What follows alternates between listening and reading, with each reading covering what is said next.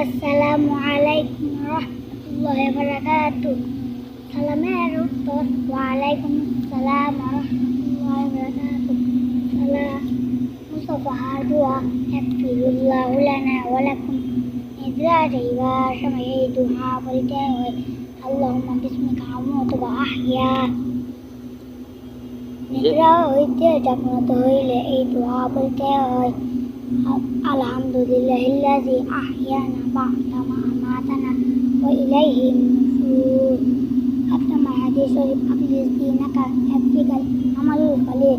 হাদিস শরীফের অর্থ তোমার ইমানকে খাঁটি করো, অল্প আমল নাজাতের জন্য যথেষ্ট হয়। 2 নম্বর হাদিস শরীফ, খায়রুকুম মান তাআল্লামাল কুরআন ওয়া আল্লামা। হাদিস শরীফের অর্থ তোমাদের মধ্যে সর্বোত্তম ওই ব্যক্তি যিনি কোরআন শিক্ষা করেন এবং শিক্ষা দেন।